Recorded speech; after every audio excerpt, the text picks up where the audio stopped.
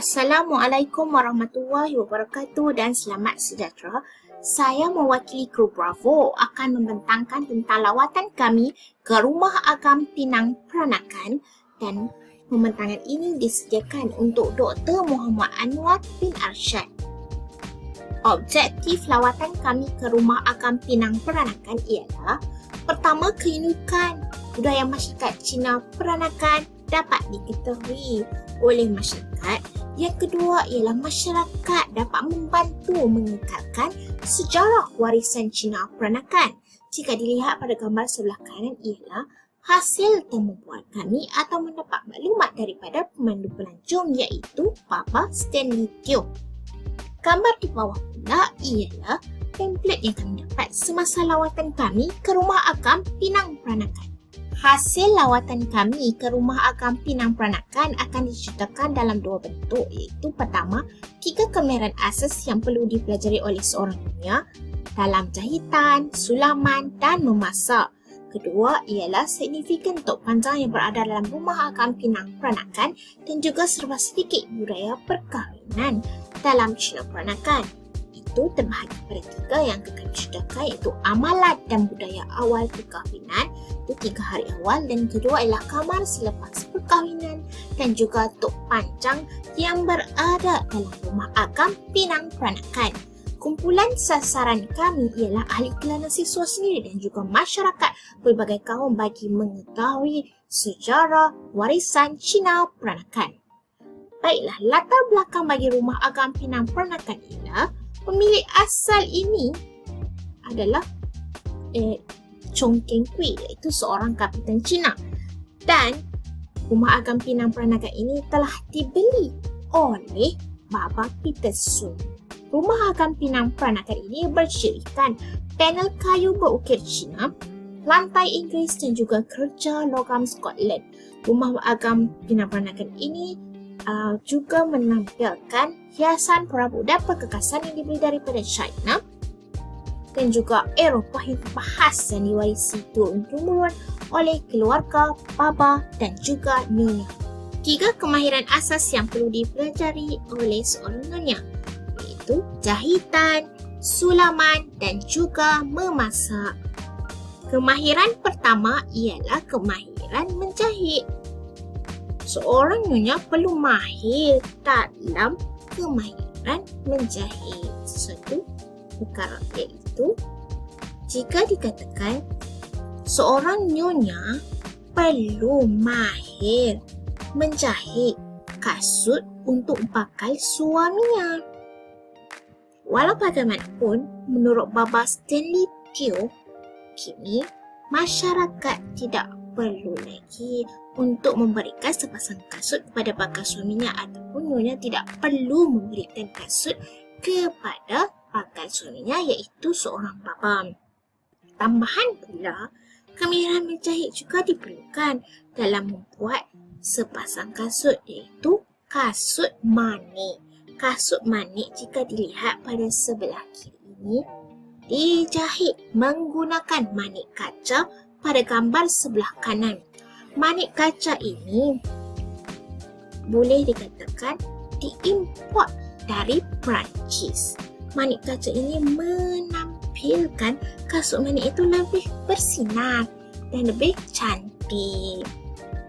Menurut Baba Stanley Teo, kasut manik ini dikatakan dijual pada zaman sekarang dengan harga 800 sehingga 900. Ada juga kasut manik yang dijual pada harga RM1,000 Malaysia. Kemahiran kedua ialah kemahiran sulaman. Kemahiran sulaman ini juga perlu dipelajari oleh seorang nyonya sebelum berkahwin dengan seorang bapa. Dikatakan kemahiran sulaman ini sangat diperlukan kerana seorang bakal nyonya akan menampilkan hasil sulaman kepada bakal mentua.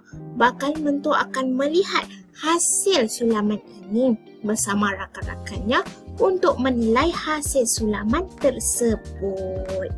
Dikatakan jika sulaman ini menarik, ibu mentua akan memberikan mas kahwin berupa emas, cek, belian dan sebagainya. Gambar sebelah kiri menunjukkan kain alas meja iaitu jahitan Sulaman yang bermanik menampilkan 4 ekor burung makau dan juga bunga dahlia berwarna merah jambu. Gambar di sebelah kanan pula ialah gambar dompet ataupun pers bermanik hitam. Sulaman menampilkan ibu dan anak di taman. Kemahiran ketiga ialah kemahiran memasak. Kemahiran memasak, jika dilihat pada gambar ini, ialah dapur di rumah agam Pinang Peranakan. Seorang nyonya perlu mempelajari kemahiran masak dan akan diajar sekitar umur 7 sehingga 8 tahun kerana kebanyakan mereka akan berkahwin pada umur 13 tahun. Seorang nyonya juga sebelum berkahwin akan diminta oleh bakal mentua dan akan dinilai masakan tersebut bersama rakan-rakannya yang lain dan akan mendapat maklum balas oleh bakal ibu mentua. Jika masakan tersebut dikatakan baik, maka bakal mentua akan berikan maklum balas yang baik. Oleh itu, ahli kalangan siswa dan masyarakat pelbagai kaum dapat mengetahui bahawa kemahiran asas yang perlu dipelajari oleh seorang nyonya ini penting walaupun mereka datang daripada keluarga yang kaya dalam masyarakat Cina peranakan. Seterusnya ialah budaya perkahwinan Cina peranakan. Kami akan menceritakan tentang amalan dan budaya awal perkahwinan dan kamar selepas berkahwin. Gambar kiri menunjukkan kamar awal perkahwinan. Kamar awal perkahwinan ini merupakan digunakan untuk pengantin bapa dan nyonya hanya pada 3 hari awal perkahwinan mereka. Kemudian kamar ini akan ditutup selepas 3 hari tersebut. Mengikut temubual kami bersama Baba Stanley Teo, masyarakat Cina peranakan dahulu berkahwin awal pada umur 13 atau 14 tahun dan perkahwinan mereka ini sebenarnya diatur oleh keluarga. Baba hanya akan memakai topi manakala nyonya akan memakai pelitup. Maka bakal isteri ataupun nyonya tersebut hanya akan dilihat oleh seorang baba pada hari perkahwinan. Mengikut Baba Stanley Teo juga, amalan ini telah menyebabkan masyarakat dahulu berkahwin ramai. Baba Stanley Teo juga menyatakan bahawa datuknya mempunyai 3 orang isteri, manakala Baba Stanley Teo hanya mempunyai seorang isteri sahaja. Gambar di sebelah kanan merupakan replika anak ayam jantan dan betina yang dikatakan sebagai ramalan bagi malam perkahwinan bapa dan nyonya untuk membuat ramalan anak yang bakal diterima atau dikurniakan kepada pengantin baru tersebut. Mereka akan melihat anak ayam itu pada keesokan harinya dan selalunya anak ayam jantan akan melompat dan ramalan tersebut boleh dikatakan kemungkinan anak yang akan diperoleh oleh bapa dan nyonya ialah lelaki mengikut ramalan itu. Menurut Baba Stanley Teo juga, ramalan ini diamalkan semasa ibu bapanya berkahwin tetapi sudah tidak diamalkan semasa Baba Stanley Teo berkahwin. Gambar seterusnya ini ialah kamar selepas perkahwinan. Seperti yang saya katakan tadi, kamar yang 3 hari awal itu akan ditutup dan kamar inilah yang akan dihuni oleh pengantin baru, bapa dan juga nyonya tersebut. Kamar ini dilihat kecil kerana kamar ini digunakan oleh bapa dan nyonya yang pada ketika mereka berkahwin, kebanyakan mereka hanya pada umur 13 ataupun 14 tahun. Dan jika nyonya berumur 15 tahun, bapa tersebut kemungkinan sama umur dengannya ataupun 1 atau 2 tahun lebih tua sahaja daripada umurnya. Kerana itulah kamar ini dilihat kecil. Akhir sekali ialah signifikan tentang tok panjang. Inilah tok panjang yang berada dalam rumah agam Pinang Peranakan. Tok panjang ataupun tok berasal daripada perkataan Hokkien yang bermaksud meja dan panjang dari perkataan Melayu yang masuk ke panjangan meja tersebut. Tok panjang jika dilihat merupakan meja yang sangat panjang.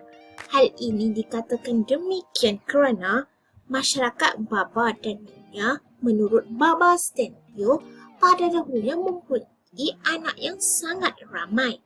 Menurut Baba Stanley juga, masyarakat Cina peranakan dahulu mempunyai 10 orang anak atau lebih. Oleh kerana itu, tok panjang ini ataupun meja ini sangat panjang kerana ahli keluarga yang sangat ramai. Tambahan fakta daripada menurut Baba Stanley lagi, dikatakan sudut perspektif ataupun gambar ini menunjukkan ada satu kerusi di ujungnya, menunjukkan bahawa seorang Kapitan Cina Chong Qing Kui akan duduk di tempat tersebut kerana beliau merupakan seorang Kapitan Cina ataupun satu lagi pekerjaan lain iaitu sebagai ketua kongsi gelap iaitu Jihim. Sekian, terima kasih daripada kami Kru Bravo.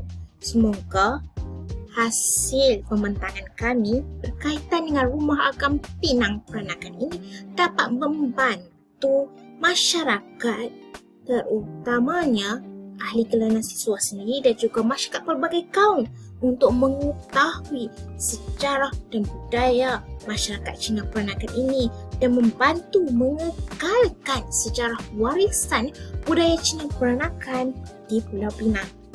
Dan di sebelah kanan ialah berkaitan perkara ataupun alamat web rasmi dan juga Facebook jika ingin dilihat oleh masyarakat berkaitan Rumah Agam Pinang Peranakan. Kami mengucapkan terima kasih sekali lagi. Jumpa lagi.